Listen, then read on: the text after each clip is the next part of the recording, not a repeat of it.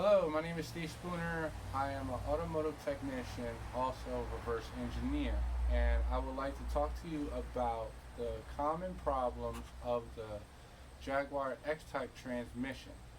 Also to show you how to rebuild the valve body and extend the life on the transmission once you reach past the 150,000 mile mark. This way you can get an extra 50, possible to 75 or maybe 100,000 miles on the transmission. Here's the transmission here.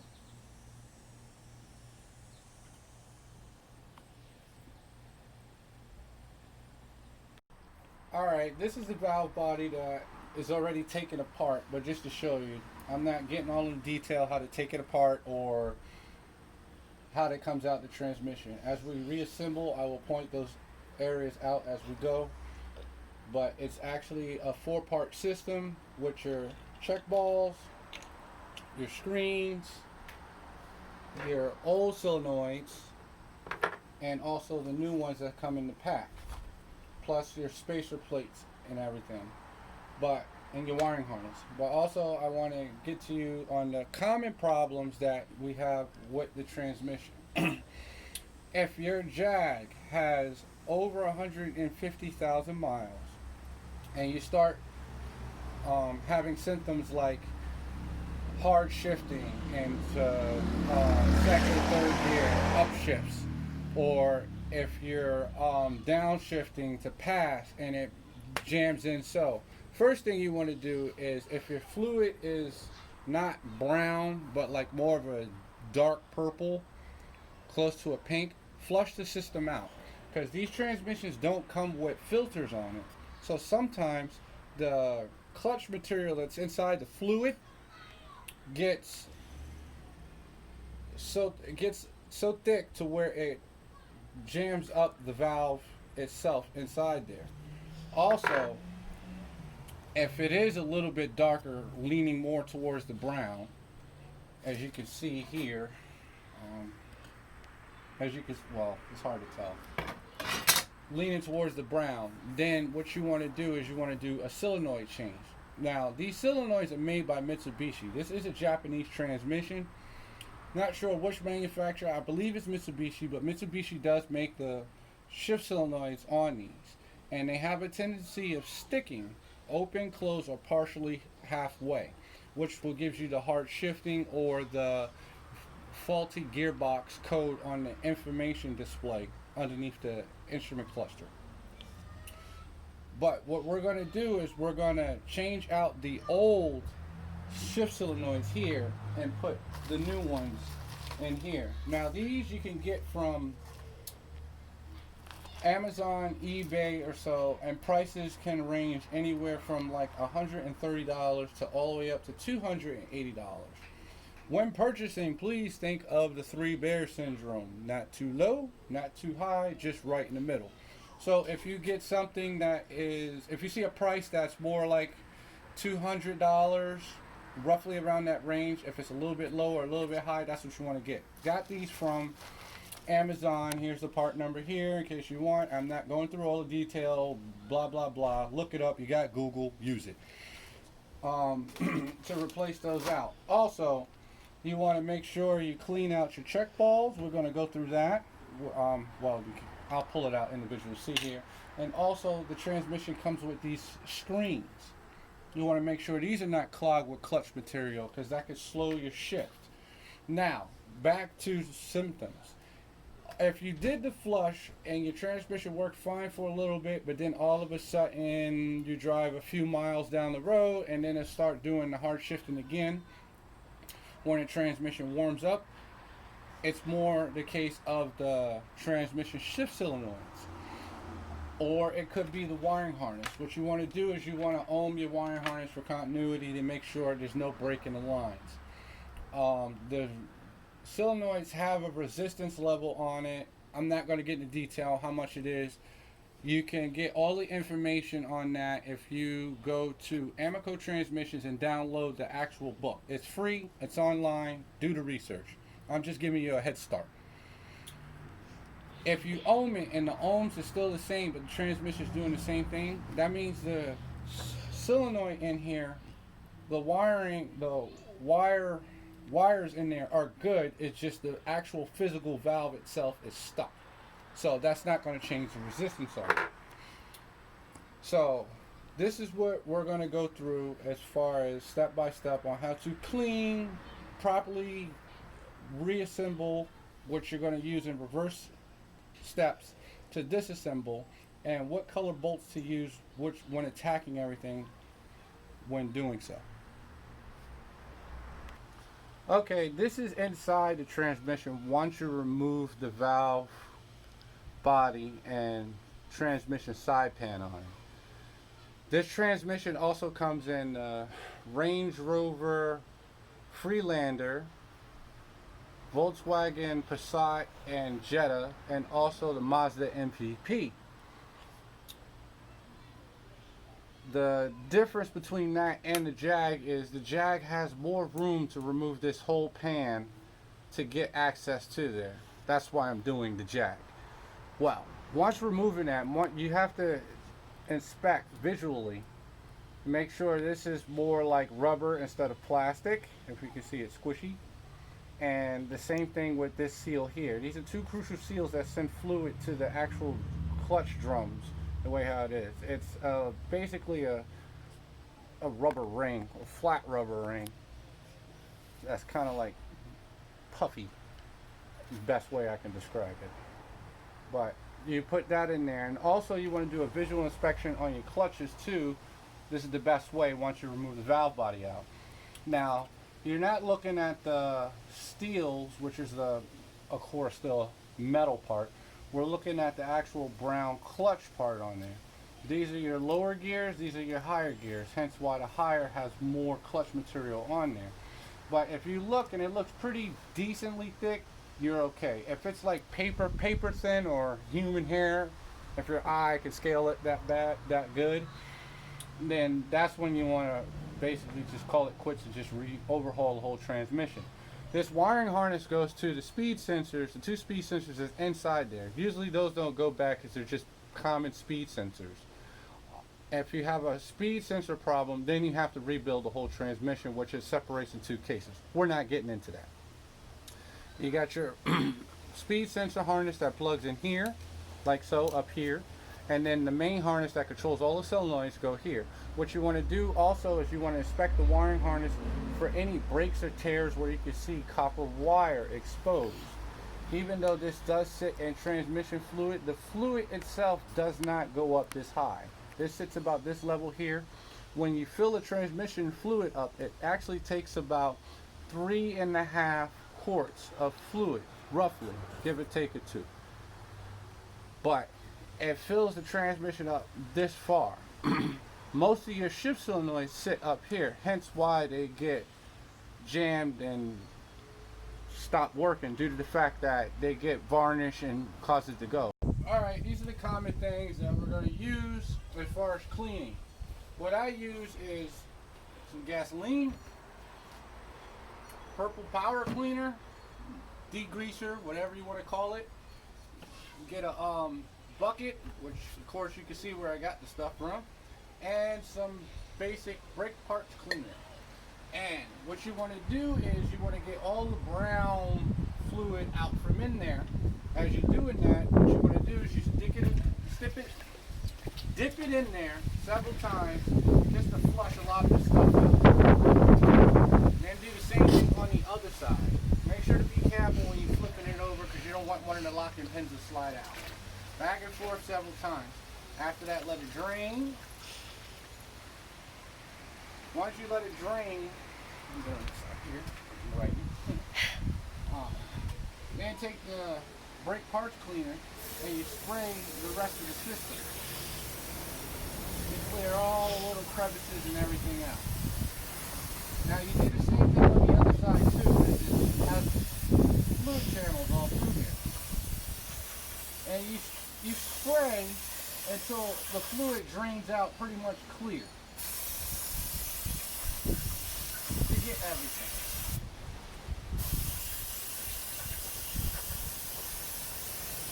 Then once you do that, once you do that, you take a small, thin, flathead screwdriver.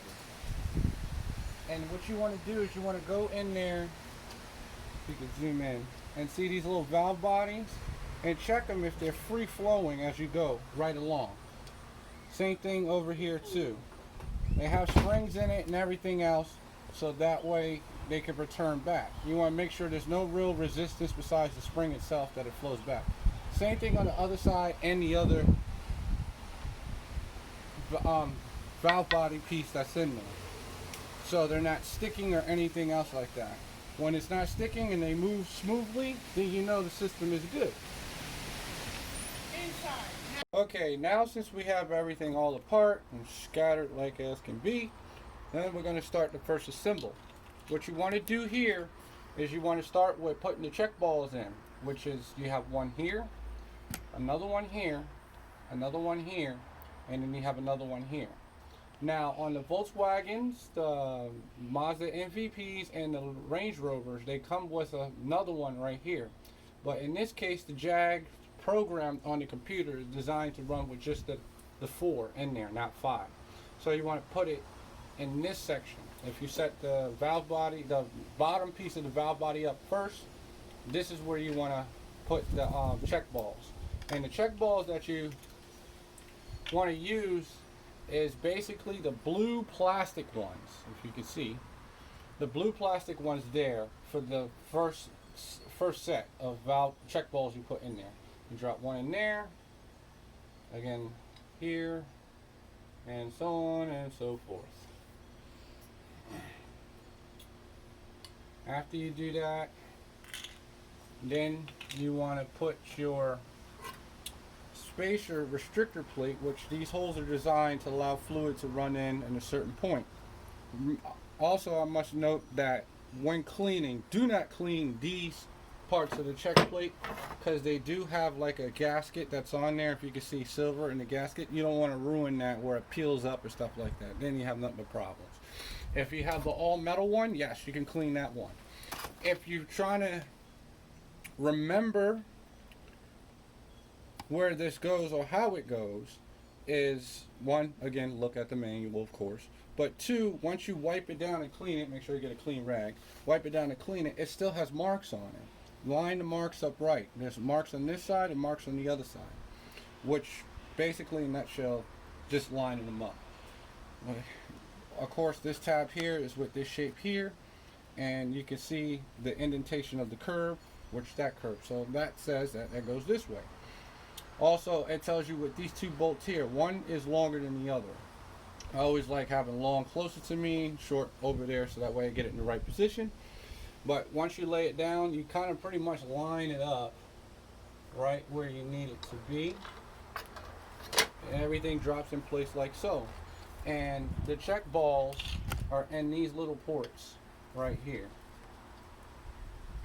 And what it is when fluid comes in to a certain point, it pushes the check ball up and blocks the hole, which stops the flow, which stops it applying pressure to whichever clutch or so on there.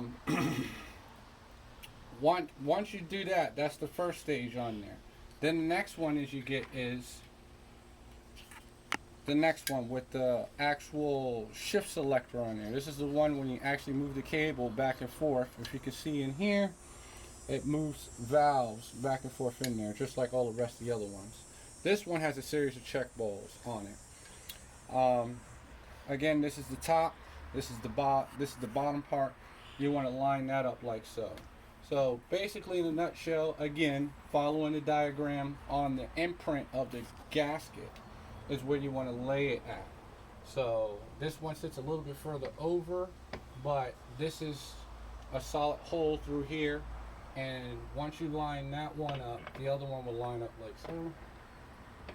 Where are you at? Like I said, it moves the check balls at different rates due to the fact that the weight of the ball, how it travels. But once you put the check balls in the places here where they belong, then you can put the all metal plate, line it up again like so.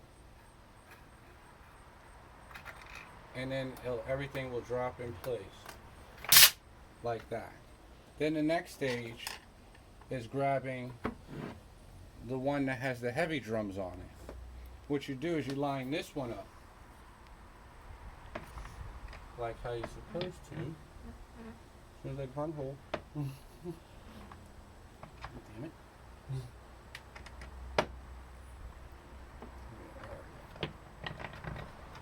And you put that on. After that, you have these screens, which you use brake cleaner in order to clean those out. And the screens sit in these little points right here. They just sit up like so.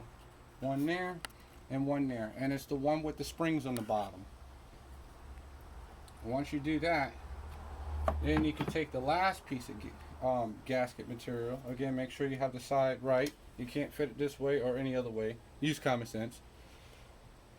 Like I said, follow the imprint on it. And then you can drop these down like so. Make sure that the ridges of the screens fit in place where they go at on top of the gasket. It's going to push it up a little bit, but the ridges should hold it in place. Then you have the last gasket that sits here. And again, it only goes one way.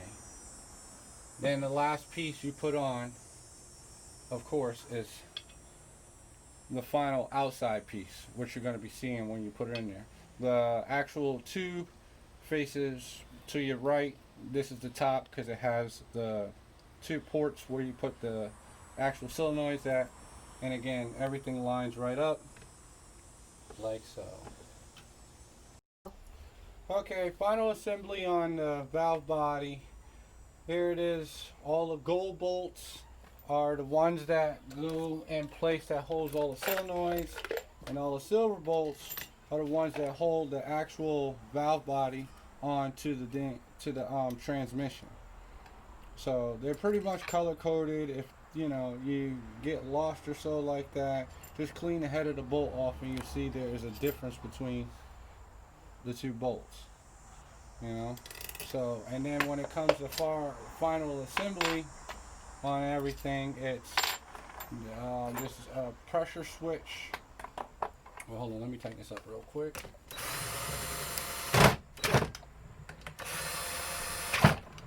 Torque specs are inside the manual, but these solenoids go here.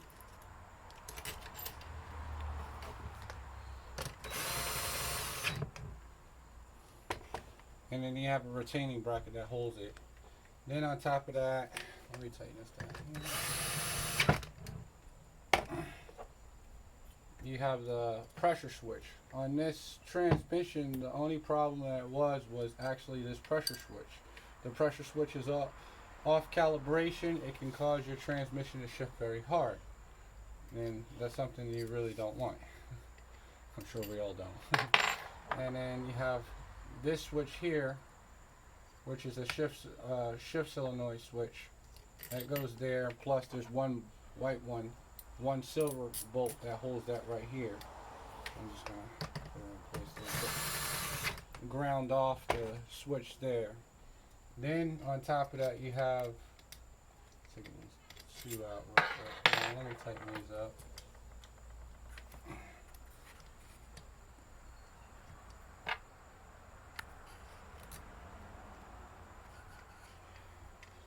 All the bolts are 10 millimeter. They're 10 millimeter socket, wrench, whichever you have. If you have both, it works out to be a little bit better.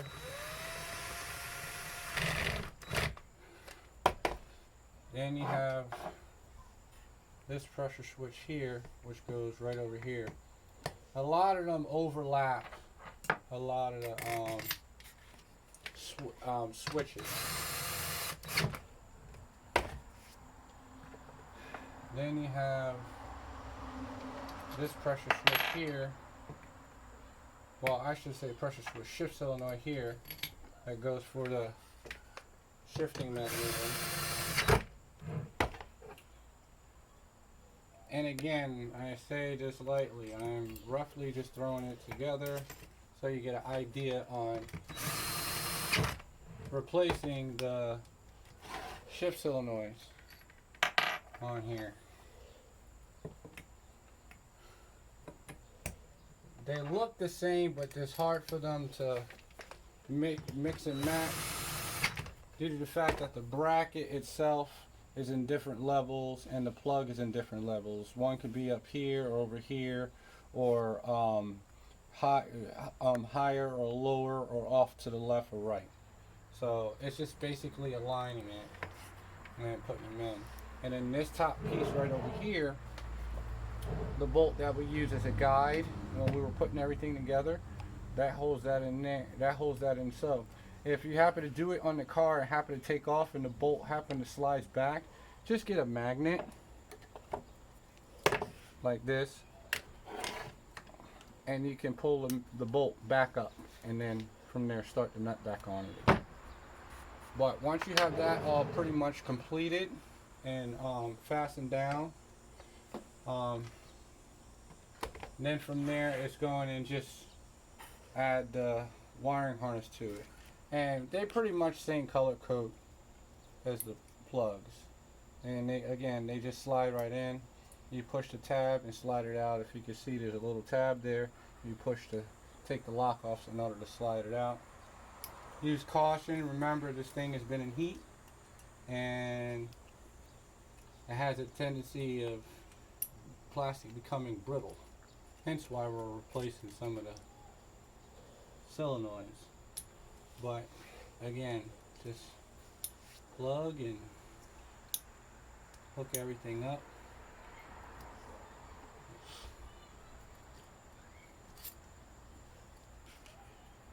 And of course this goes here, like so.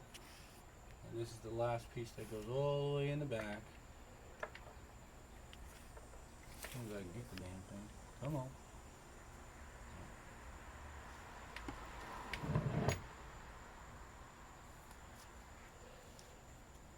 Got it. And then this is the final plug that goes in there. Of course, you have these drain brackets that go in, so that way the fluid can actually drain down and not splash so much on some of the sensors. You know, in the diagram it explains to you where they go at and how they're supposed to be. Again, it's not supposed to be to where they're sticking up out and hitting the shield. Most of them are either down or so in there to hold and retain things and guide the fluid where it's supposed to be. And these are the wiring harness retainer brackets that you just put in to hold the wire in place so it's not vibrating around in there like so. And then after that, it's pretty much, I'm just securing, it's pretty much, that's it.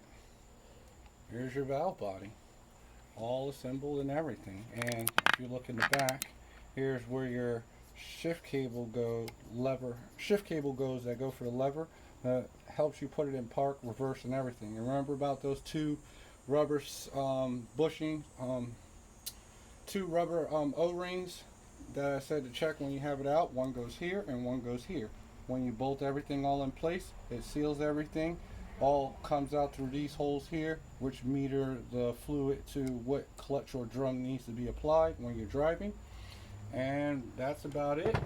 Second video we're going to do next time is the installation of the valve body into the transmission, how to drain it and how to fill it. And by the way, for you guys that's been looking forward into doing transmission transfer case fluid change, the transmission fluid on the Jags feeds the transfer case.